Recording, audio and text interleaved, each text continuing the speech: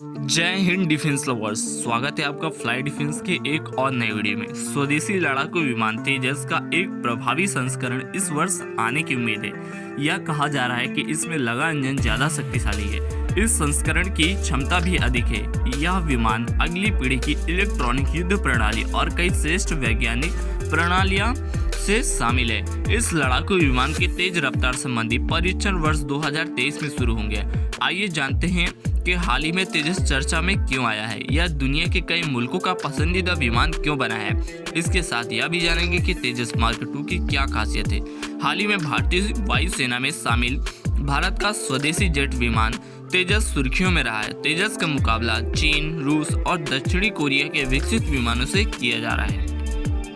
Hindustan aeronautical limited के अध्यक्ष एवं प्रबंध निदेशक आर माधवन ने कहा था कि अगस्त से सितंबर तक यह विमान तैयार हो जाएगा और उन्होंने यह कहा था कि तेजस मार्क 2 को लेकर अन्य काम काफी अच्छे से चल रहे हैं। उन्होंने बताया कि तेजस मार्क 2 के 2022 के अगस्त से सितंबर तक सामने आने की संभावना है, जिसके बाद पहली उड़ान में कुछ वक्त लगेगा।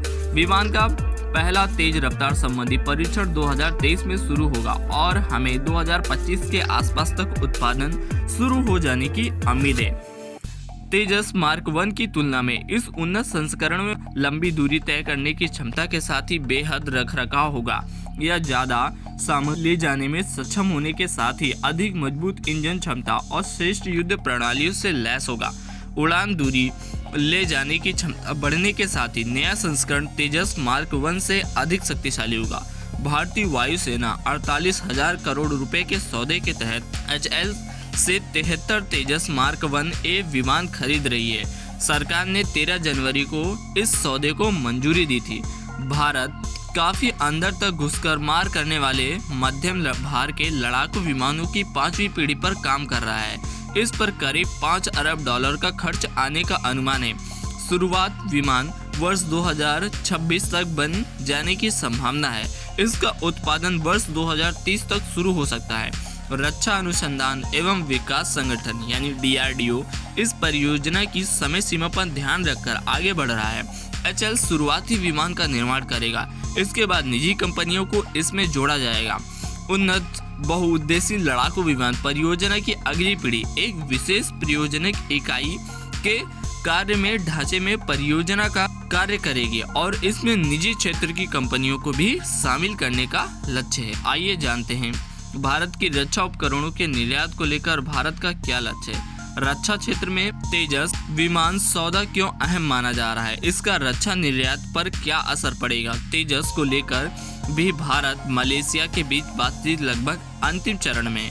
भारत के तेजस Mk1A वेरिएंट की तुलना में चीन का JF-17 मलेशिया को सस्ता पड़ रहा है, लेकिन इसकी तकनीक तेजस की तुलना में ज़्यादा बेहतर नहीं है। साथ ही चीन मलेशिया को सुखोई 30 से संबंधित किसी मदद की पेशकश नहीं कर पा रहा है, इसलिए मलेशिया ने भारतीय वायुसेना को विमान को चुना है। अगर मलेशिया के साथ भारत का यह अच्छा सौदा पूरा हो जाता है तो इससे तेजस के लिए अन्य देशों के रास्ते भी खुल जाएंगे। यह सौदा दूसरे देशों को बहुत अच्छा संकेत देगा और विमान के निर्यात में तेजी आएगी। तेजस Mk2 का मुकाबला F-16 से भी होगा। पाकिस्तान में यह बात है कि लड़ाकू विमान अमेरिकी F-16 लड़ाकू विमान का उत्पादन 1976 में शुरू हुआ था। अब तक 4,600 से ज़्यादा F-16 बना चुके हैं। यह कई तरह के रॉकेट्स, मिसाइल और बम ले जा सकते हैं। F-16 की लंबाई 15 मीटर और इसका विंग स्पैन 9.44 मीटर है। F-16 अपने साथ 21,272 किलोग्राम लोड ले जा सकता है। F-16 फाइटर जेट की टॉप स्पीड 2 मैक है, यानी यह 50,000 फीट की ऊंचाई तक जा सकता है। F-16 में APG-83 रडार लगा है।